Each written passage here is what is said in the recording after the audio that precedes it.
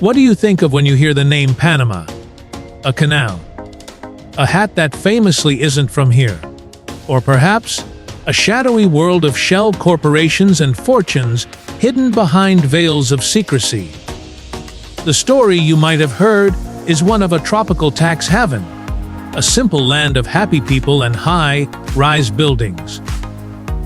But what if that story is a carefully constructed facade, a shimmering mirage designed to distract from a deeper, more fractured reality? What if the skyline of Panama City, clawing its way into the tropical sky, isn't just a symbol of progress, but a monument to a nation's profound and painful identity crisis? This journey isn't about ticking off landmarks. It's about peeling back the layers of a country caught between two oceans, two continents, and two vastly different, often warring, worlds. We're going to uncover the secrets hidden in plain sight. The first thing that assaults your senses in Panama City is the overwhelming humidity, a thick, wet blanket that clings to you the moment you step outside.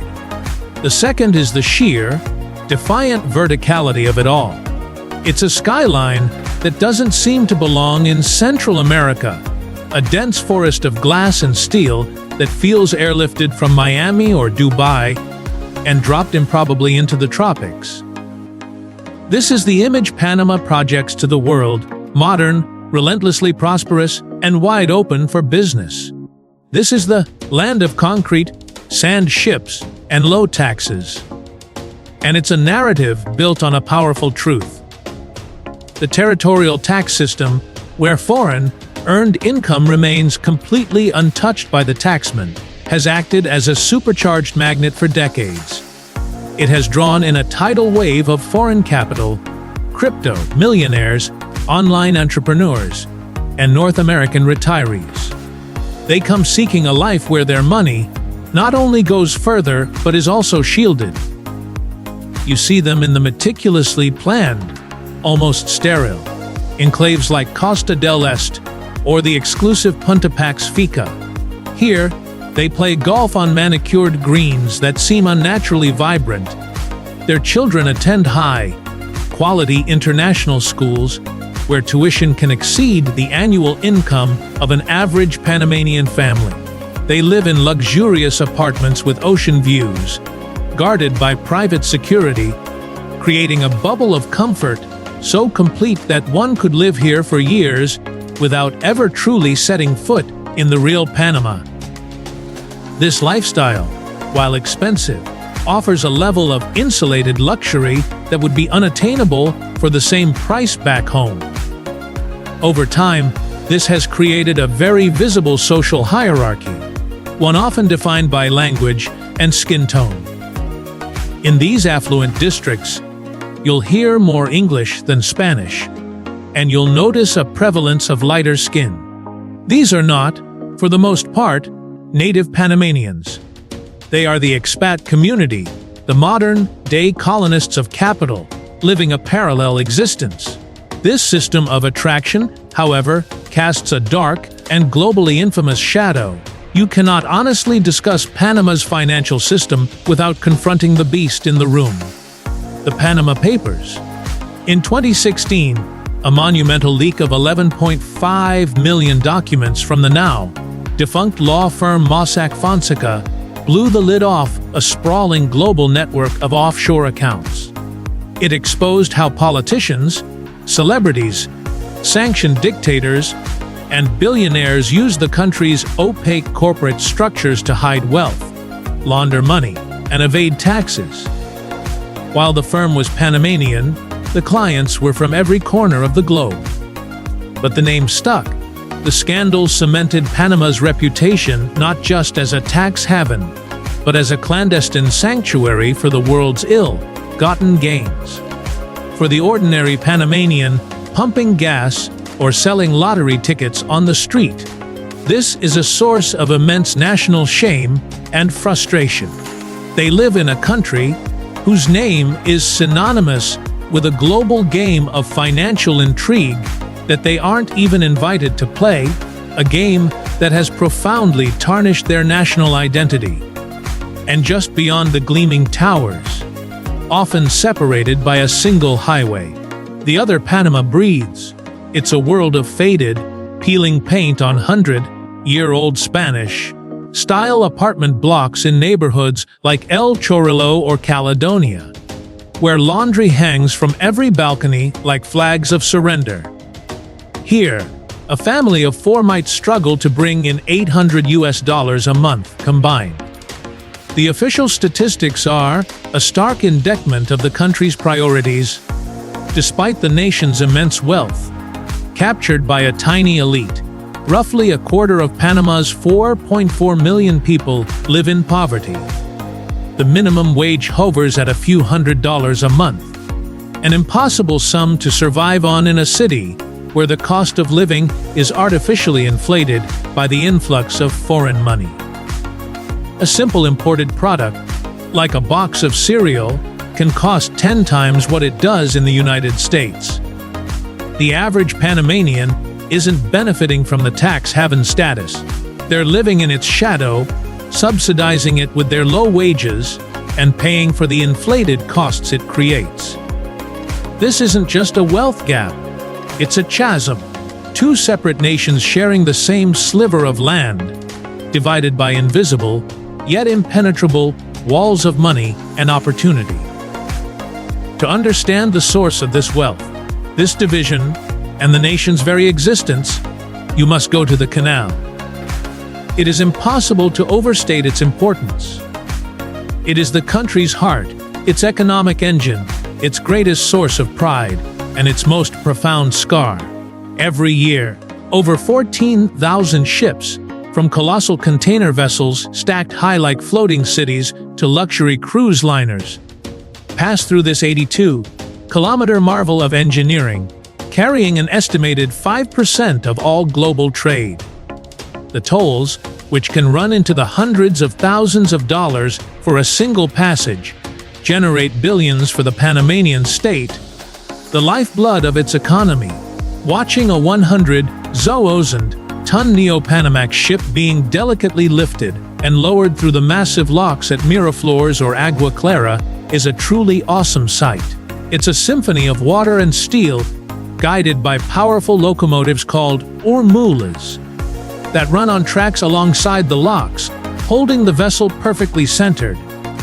It is, as the original story correctly states, one of the greatest man-made works in the world. But the fresh water from Lake Gatun that fills these locks runs deep with a history of blood, sacrifice, and ruthless geopolitical maneuvering. The original French attempt in the 1880s, led by the same man who built the Suez Canal, was an unmitigated catastrophe. Over 22,000 workers, mostly impoverished men from the Caribbean islands of Jamaica and Barbados, died from malaria, yellow fever, and constant, terrifying landslides in the Culebra Cut. Their bodies were buried unceremoniously in the very mud they were trying to excavate. When the United States took over in 1904, the narrative shifted to one of American ingenuity and medical triumph over tropical disease. But it was still built on profound human cost. Another 500-600 workers perished to complete the project by 1914. This canal wasn't just built with concrete and steel, it was carved out of the earth with the lives of tens of thousands of largely forgotten, non-white men. And its very existence is the result of an act of political surgery, a masterclass in American big stick diplomacy.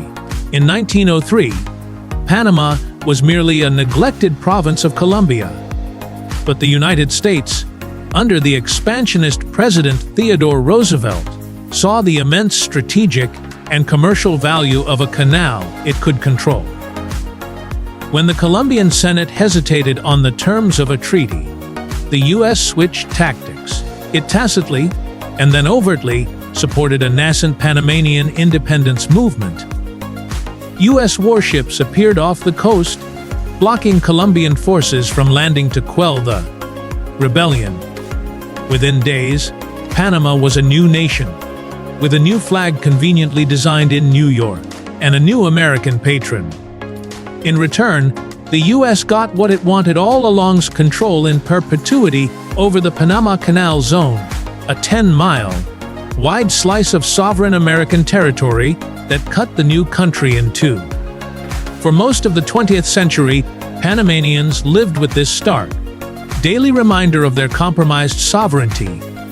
The fight to reclaim the canal became the defining national struggle. After decades of protests and tense negotiations, the 1977 Torrijos-Carter treaties finally set the stage for the complete handover. On December 31, 1999, at the stroke of midnight, the canal and the zone officially became Panamanian. It was a moment of immense, cathartic national pride. This pride was further solidified with the completion of the massive canal expansion project in 2016, a 9-year, $5 billion undertaking that proved Panama could not only manage, but also ambitiously improve its greatest asset. Yet, the relationship with the U.S. remains complex. The 1989 U.S. invasion Operation Just Cause to depose the dictator and former CIA asset Manuel Noriega is a raw, debated wound. The canal, therefore, is more than a waterway. It is a living monument to foreign ambition, national sacrifice, and the triumphant, hard-won struggle for true sovereignty. To believe Panama is only its city and its canal is to miss its most vibrant, ancient, and resilient soul. To find it, you have to leave the concrete jungle and the hum of international commerce behind. Travel northeast, not by road, but by small boat, bouncing over the turquoise Caribbean waves. You are entering a different world, a different nation really. This is Guna Yala, the autonomous indigenous territory of the Guna people. It's an archipelago of 365 stunning palm-fringed islands, a stereotype of paradise made real. But this is no mere tourist resort. The Guna have maintained political autonomy from the Panamanian government for nearly a century, preserving their own language, matriarchal social structure, and unique cosmology. Their society is famously matrilineal, a fascinating system where lineage is traced through the mother. And upon marriage, the man moves into his wife's family home. Their connection to the world is expressed through the mola, one of the most beautiful textile arts in the Americas. These are intricate, multi-layered fabric panels, reverse, appliqued with geometric designs or scenes from nature and mythology. Each mola is a unique expression of an individual artist's vision. A visit here is a lesson in resilience, but also in precarity. These low-lying islands are on the front lines of climate change, and the Guna are now facing the existential threat of rising sea levels, forcing them to contemplate a future move to the mainland. It is a microcosm of a global crisis, playing out in one of the world's last bastions of indigenous autonomy. Or, travel west, escaping the coastal heat by climbing into the misty highlands of the Chiriquí province to the town of Boquete. Here, the air is cool and scented with flowers and damp earth. This is Panama's coffee country, and not just any coffee. This is the home of geisha, a variety that, thanks to its extraordinary tea-like flavor profile of jasmine, bergamot, and tropical fruit, fetches some of the highest prices in the world.